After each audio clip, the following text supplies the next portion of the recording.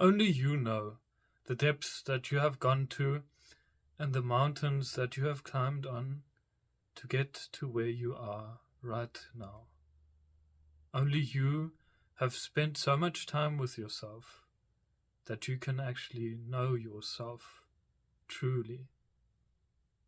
And yet, this is probably the most difficult task in life, to love yourself, because it actually means looking at yourself in the mirror and being at peace with yourself.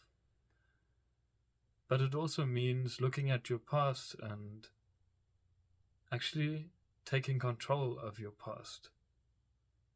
You dive into your emotions, you reach for the most long forgotten memories, you make logical and clear distinctions in your head to, in the end, maybe realize who you have become.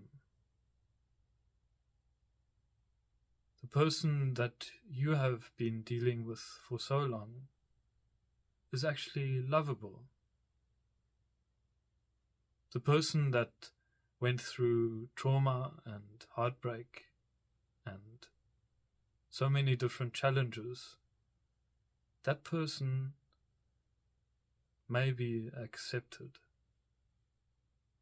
You might not be accepted in your society or in your little friend group or even by your romantic partner.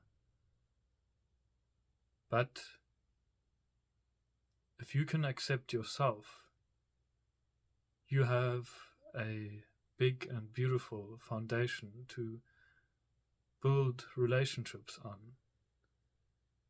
And for that reason, I say that true love begins with self-love. I think we can only love other people with generosity and an open and free spirit if we know what the fullness is in our own heart.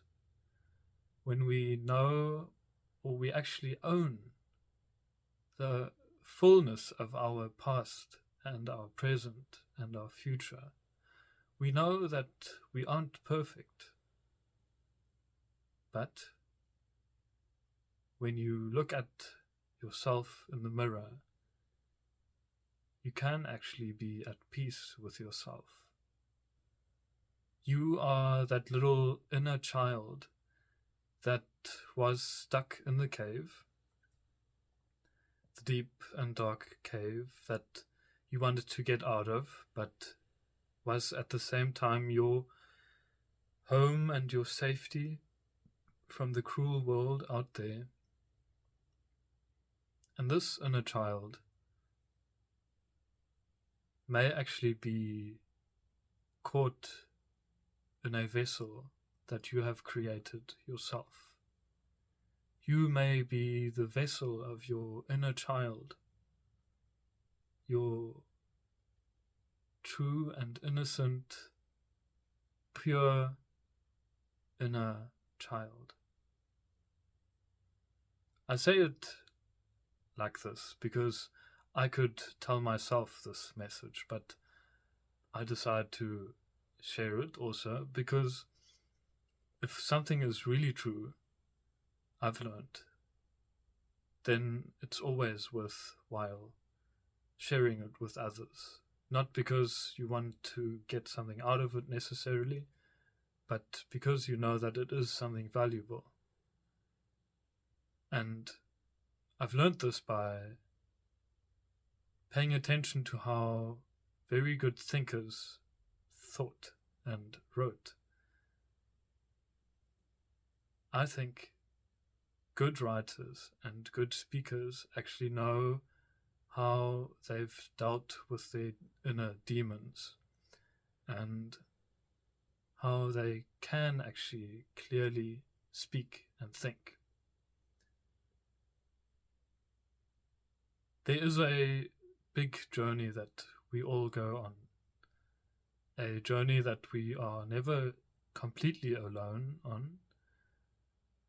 We are never totally isolated from society, and I don't think we should be, because the adventure of life only happens there with other people, with yourself. But the peace and the silence and the hope, the warmth and the light that you sense in yourself is the one thing that you can actually really hold on to and control in your life. I've realized that only I can really decide and drive